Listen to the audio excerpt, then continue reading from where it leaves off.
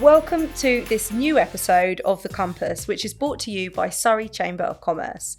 My name is Lisa from Carver Coaching, and I'm here today with Gary. Hi. From Capital Content. We are hosting the podcast today, and our podcast is about navigating business and beyond, because we want to go a little bit past those more traditional conversations that we have when we're networking and talking about business, and explore more of the human side behind running a business. Yeah, we're not like other podcasts, right, where they're all dry and just talking about finance.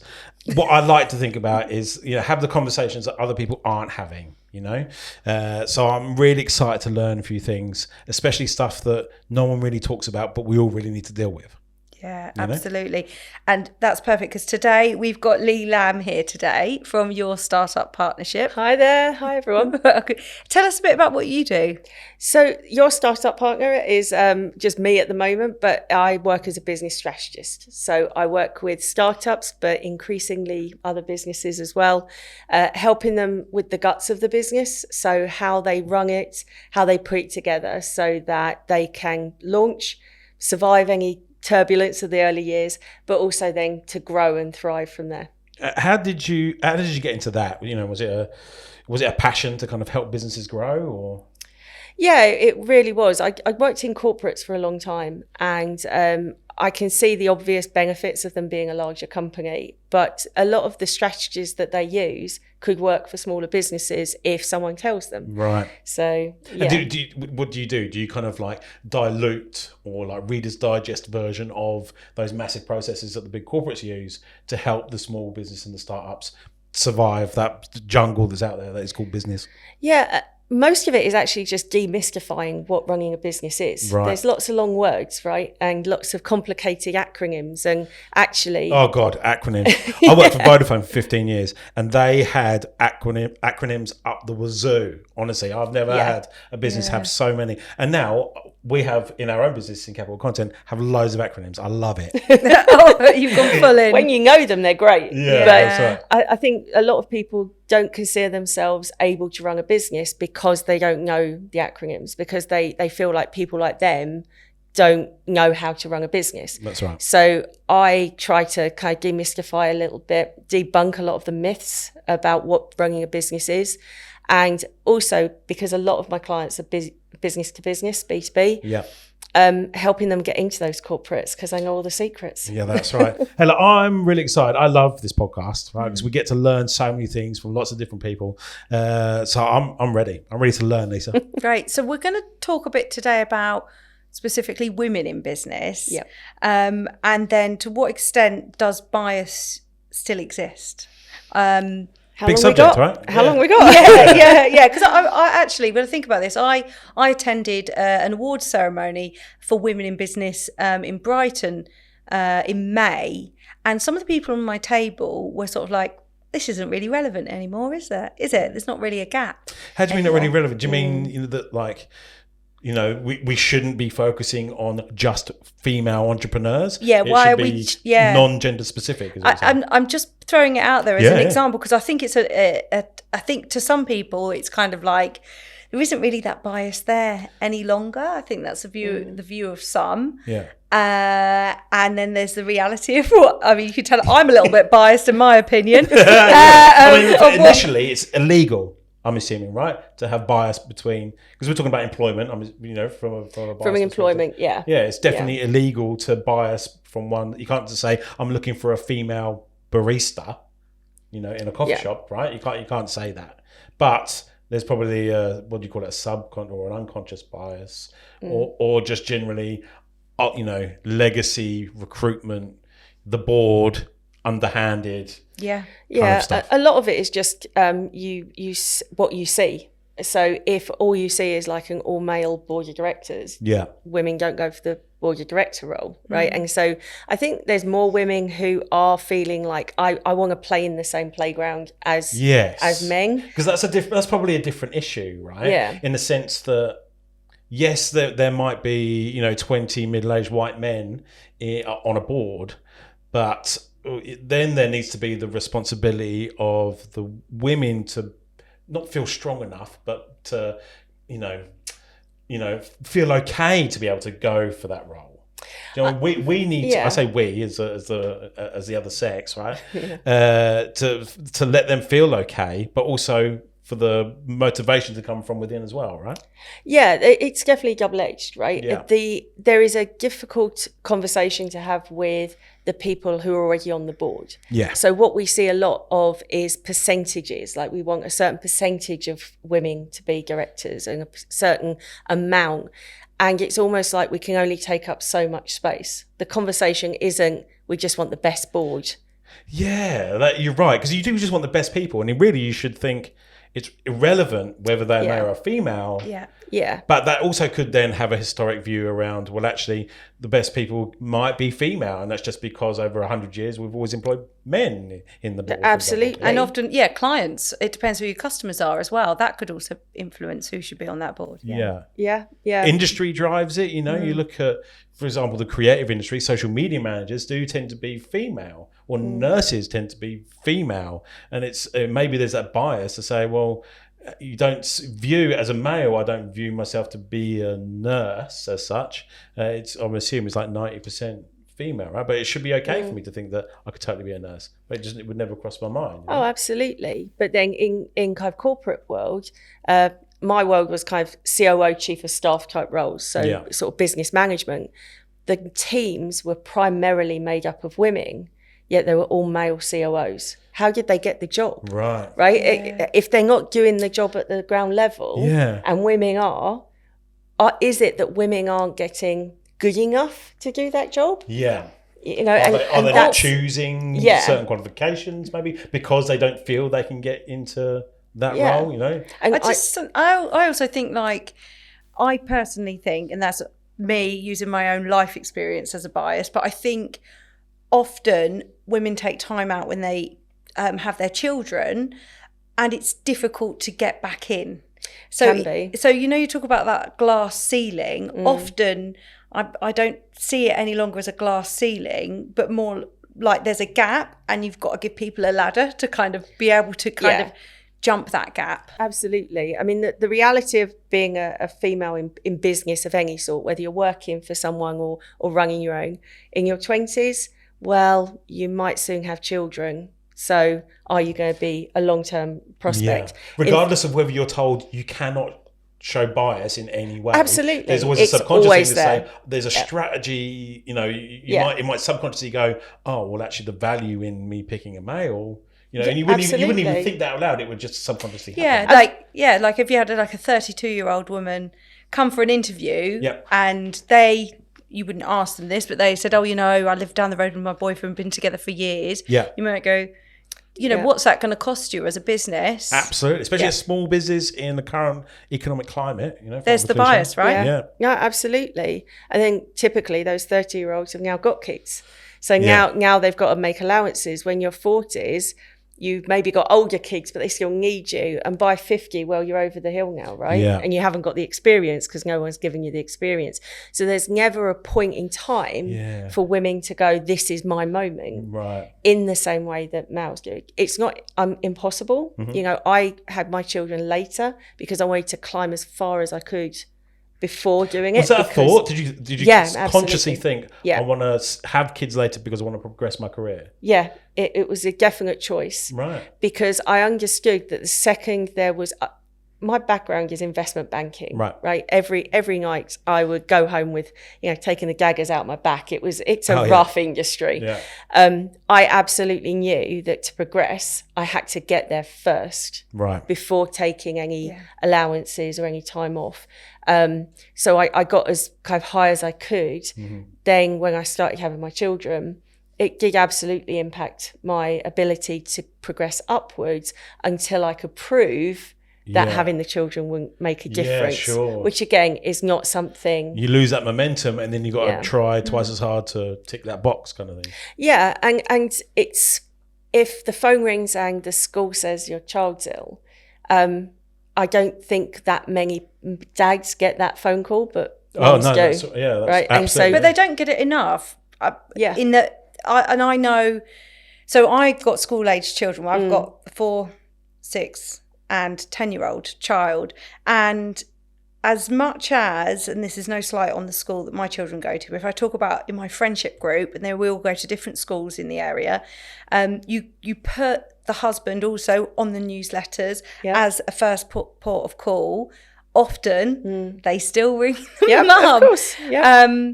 But I mean, something that I was going to say as well is that something, as you mentioned, Gary, there is something to be done for the other halves, or the blokes, if you like, the dads to do. So we had a situation the other day when it was sports day, and I was in a meeting. I couldn't make sports day, and my husband's like, oh, I don't feel like I can. And I said, well, if you were a woman on your team and they said, I've got to go, I've got sports day, would that be okay? And he was like, yes. Mm-hmm. Okay. Yeah. So, and he's like, and you're right, I'm going to say that. And he said, I'm going to consciously say it because that's what's going to help shift the dial, right? So you're role modeling that, daddies are just as much involved. Yeah, absolutely. I love it.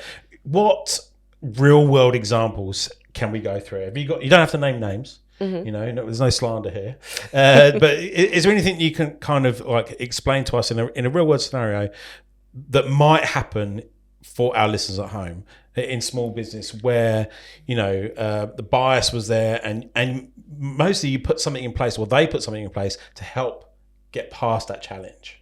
Because that's really what we want to try and do here is show people, yes, bias can happen without you knowing. There are the flags to look out for, but what can you do moving forward to help reduce or, like I said, swing the dial the other way? So there's so many different ways I could answer that question first, but I guess there's a perpetuating myth in small businesses, particularly when you have a solo founder who's female, that they need a male co-founder. Right. And there's this, it's been going on for the last 2 years and no one can explain why. Right. So I had a female founder say to me, I need to find a co-founder. And we dug down a little bit and realized it was because of this. And it was all around perception of ability to run a business, but also her opinion of whether she could run the business or not. She was like, maybe I do need a man. Maybe I do need confidence. A man. Yeah. The confidence thing. Absolutely. Oh my goodness. It's funny, there's like a little like a tip thing that I saw on TikTok a little while back where female solopreneurs are creating like mark at their business name email address. Yep. So then they can respond, more aggressively to get things done, Yep. And it's a shame that they have to do it. It's a great tip for people that are introverts, females that are introverts that don't like doing this kind of stuff because they get to hide behind a wall. But it shouldn't be like that, right? We should, like you were saying, it seems funny to say, oh, I need a male co-founder. Do I need a male? And now we're putting that seed of doubt into her mind already. Oh, completely. And this wasn't a seed planted by one person. Right. This was the society. It's a series of investors who were all like, there's only you. But then they were saying you should have a co-founder. Okay. Oh, the investors were saying this. Yeah. Oh gosh. Right. So, and this is part of the issue as well. We don't have that many female investors. Yeah, I bet it was a bunch of middle-aged white men as well. Yeah, pretty much. Yeah. And so, meaning well advice, but obviously made her question whether she could run her business or not. So we worked more on helping her feel more confident with her strategy. Like she knew it. She absolutely nailed every bit of it, rather than this person who might come in, who wears the right trousers and has the right, deep voice that apparently what these investors are looking for, but has no relation to whether her idea is commercially viable or not. And that's the literal tip of the iceberg. Thank you for listening to this podcast brought to you by Capital Content. You guys are obviously podcasting fans, and I'm sure a lot of your customers are too. So if you want to find out more about the benefits of podcasting for your business, head to capitalcontent.co.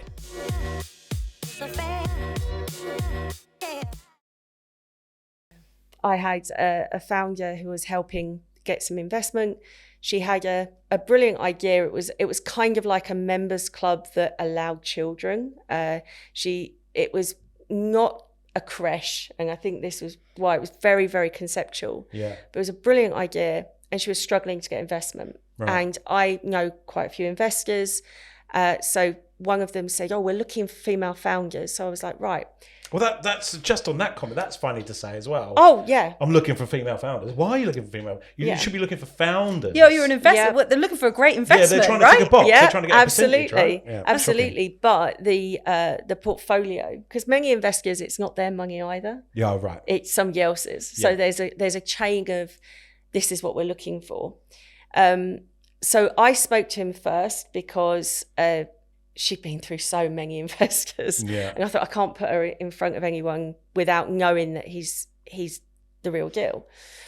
So I explained the idea, and his comment was, you know what, I don't think that's for us, because it's something that would benefit women, and the man of the house deals with the housekeeping and the money coming in. God. Oh. And I just don't think he would see the value, so he wouldn't buy it. I was like, thank you very much. But that's what they're hitting all the time. God, it sounds like the 50s. Yeah. Oh, I was like, I don't know. Do you know anyone whose wife doesn't control the household bills?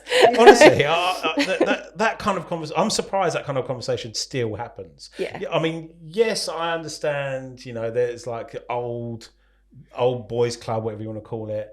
That's probably how they speak. But it's so prominent now with equality that you think like they shouldn't be saying it. They think like, oh God, they should catch themselves and say, I shouldn't be saying this kind of stuff. Yeah, they don't. But primarily because the power is in the pound. They've got the cash. Right.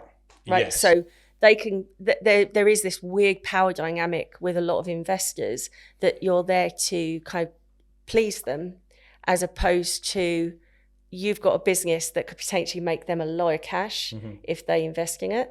So why are you focusing on please me? Yeah. Give me what I want.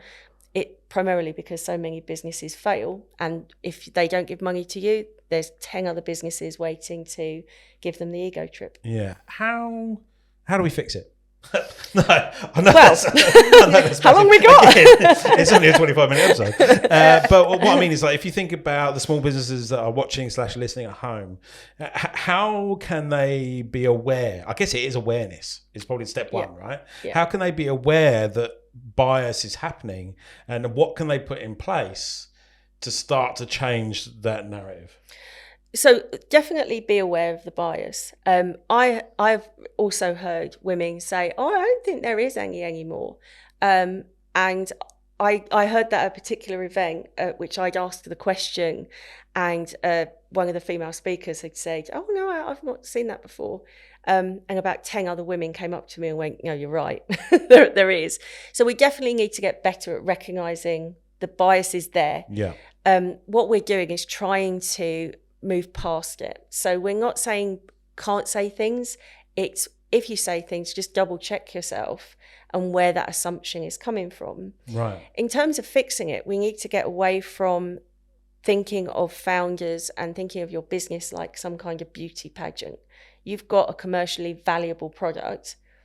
Believe in that product. Believe that you know that the market requires your product. And when people feel strongly enough about that, when they hit those roadblocks of whatever type of bias it is, they're more likely to go, yeah, but I know this is going to work. Yeah. And so they've got some real that's such confidence. a difficult thing to do, though. You've got to have absolute belief in your product. And obviously, like we all do, we have absolute belief in our business. It is the right thing. We know we are the best in what we do. Yeah. But to try and convince other people that it's irrelevant what gender is sitting behind that brand because of their bias, purely through the passion of my business, passion for my business, that is a massive uphill struggle, right? It is, but what you tend to find is when you uncover someone's unconscious bias, they never want to admit it. Right. That's what I was going to say. Like, what's your experience pull them up on it in calling them out? Yeah, because I put my size 9s, size 5s. It's too much, and it does make people a bit uncomfortable. Maybe that's it. It is calling people out, speak up. But trying to do it in a way that isn't throwing a dagger, but like just shine a light on you're not talking to me, you're talking to my husband. And I don't know why that is. Yeah. I've had, selling a house at the moment. I've had it a lot with estate agents. It's a bit like that analogy, the football analogy that you gave. The example where you said, well, if this was a woman, it's that it's calling out these scenarios to say, oh, actually, and then again, this is not an overnight. This is not a 5 working day fix. This is a generational fix, right? Yeah, no, absolutely. And most of the time, I work with I think there's about 7 or 8 companies right now, and probably half female founders. Part of my job is to call out the BS, right? It's to have the conversation and challenge the people that they're meeting, right. Because also they're quite young, right? So they've got when you say young, I'm quite young too. Well, I mean, my youngest client was 16 when he started his okay, company. really young. Yeah. Brilliant. My female founder is around 23, 24. Okay, cool. This is great because like goes back. That's that generational change. Yeah. You're trying to change the narrative at the age of 16. And that's the only way we're going to solve this in 50 years is if we change that 16-year-old's mind. Yeah, exactly. And convince them that the blocks that they are being told about aren't real. Our old boys club stuff. Yeah, they're just, if you knock hard enough on them, they fall down pretty easily. Love it. It's having the confidence to do it. And sometimes, because I am substantially not 23 years old, this way. I've got the experience of dealing with pretty male alpha environments. Yeah. I'm very happy to walk up and go, so tell me again why you're not interested in this. Yeah. I that sounds great to me. I'd love for someone to go into a scenario like that, a board of middle-aged white men, and say, right, there is bias in the room, and call them out on it. That is great. That's the only way we're going to fix this, I assume. Yeah, absolutely. I mean, in terms of the board, we've got to stop giving, allowing women one of the seats at the table. We've just got to make the table bigger. That's right. Yeah, don't make that percentage. Yeah, discussion. Absolutely. If there's because the reality is, if a man makes it to board level, he gets celebrated, he gets congratulated by his mates, and it's all great. A woman is given a board position and typically feels like she's still got to prove herself. Yeah, she's there conditionally. So what we see a lot of is senior women who absolutely want to build that ladder for other women to follow, but once they even get there, they still don't feel safe enough to do it. They can't quite challenge it. Now, in the startup entrepreneur world, I'm looking at it like, okay, so we can't have the revolution over there, so we'll just have it here. Let's build some businesses where from day one, we don't let that in. Yeah. Do you know what? Listeners, if you're listening, send in all your questions. If we can get to them, then we'll absolutely send it out there. But for the women that are out there at the moment listening, how can they start to make a change in themselves? Because yes, you're right, there is a part for other people to play to kind of change this narrative. But what if someone, a women in business, a female founder, whatever it might be, what can they start to do to help change it from their perspective as well? Rely on the data. And what I mean is, women typically kind of self-filter themselves out of a lot of processes. Right. We have to be perfect at something before we do anything. We have to get really comfortable with trying it and figuring it out on the way. So the best way to do that and not feel like you're taking too much of a risk is have your data there, have a business plan, have a business model, get your numbers, understand how profitable this company could be, and what you plan to do with it. And when you have that together, it's like I was saying before, it's that helps drive you forward. Don't get stuck on, but I haven't got many hours of the day because I've got the kids to look after. The barriers. Yeah.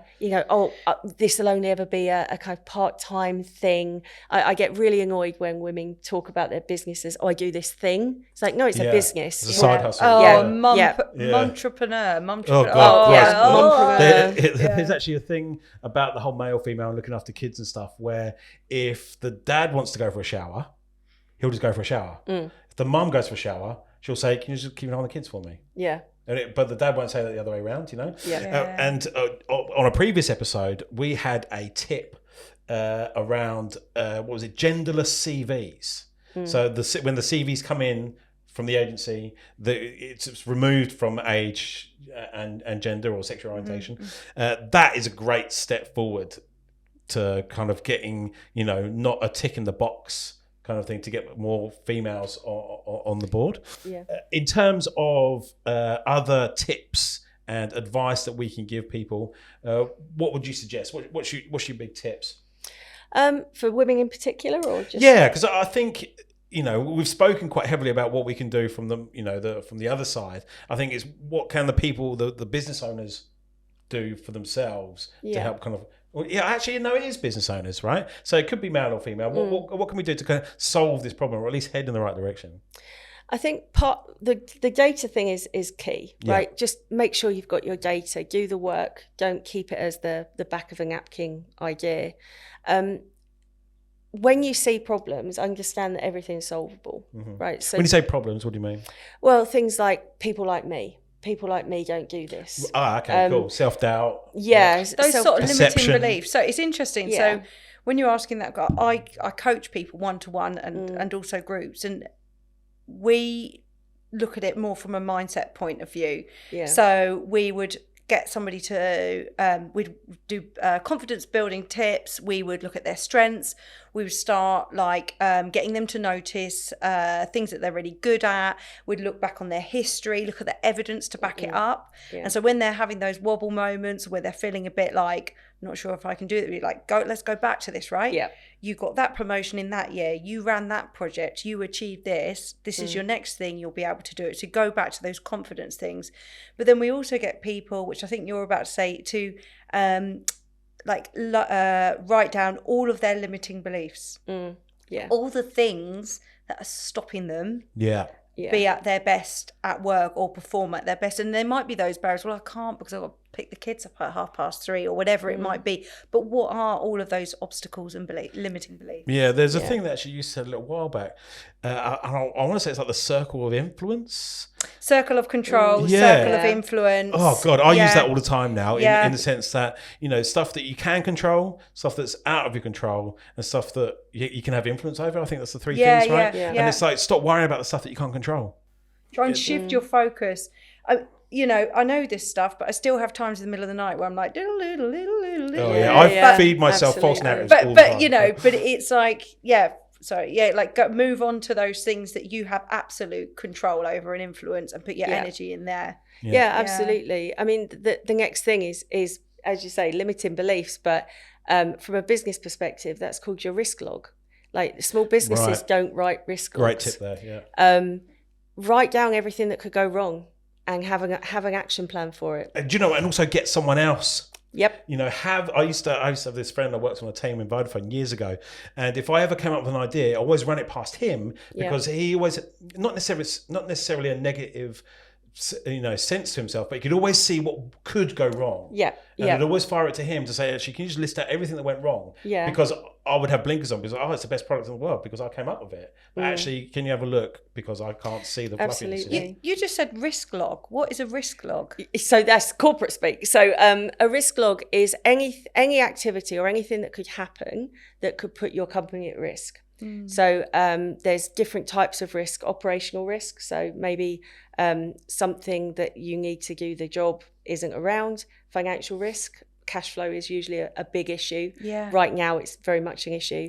Reputational risk, so if you do something like show some bias against someone, that doesn't play well to your business. People don't do the risk log. So what they do is very simple table. What could happen? What's the impact of it? How likely is it to happen? And what can I do about it? Yeah, we do. I feel like I want to do that now. Sounds great, right? My own business, we do very functional risk assessments when we go out onto sites, because of like cables and batteries and overhead lights and stuff like that. But I like and this is really kind of for bigger brands or any brands that are like consumer level focused, to do that one where the reputational risk. That's great, because if one of your employees happens to have done something untoward, which is what's happening in the news right now, it could bring that brand into disrepute. Oh, And that is a massive risk. Yeah. No matter how big or how well funded you are as an organisation. And the reality is, for a lot of startups that are very successful, we start seeing these huge personal brands come out of it. Like, you know, the guys with the podcasts of their own, right? Yeah, absolutely. Telling everyone their secrets. The difficulty is when you put that much focus on one person, they have to be perfect in their behaviour. Oh, God. Because it's not just them. If they make a mistake, if they say something that's out of line, the entire business model below they could have said it out collapses. of line 20 years ago. It could have been a tweet from 20 years. There was a cricketer, right, who made some sort of racial slur on a tweet 15 years ago. And yes, obviously we don't condone that at all. But it was 15 years ago. He's probably a lot younger, you know, and he wasn't very mature, and it absolutely bit him on the backside and lost his place in the England cricket team, right? So it's huge. Yeah. Hey, look, I have learnt loads. It's tough for a man to be a part of a conversation about women in business, but it needs to happen more often. Yeah. So 100%. I've learned, I'm happy that I've been a part of this, and I'm really looking forward to listening back to this episode and, you know, trying to change that narrative. What do you think, Lisa? Yeah, I've had a really good time. Thank you so much for coming and joining us today. I've been Lisa Carver from Carver Coaching. I've been Gary from Capital Content. And Leland. Thanks for having me, guys. Okay, a pleasure. And we'll hopefully see you on the next episode of The Compass. Thanks very much.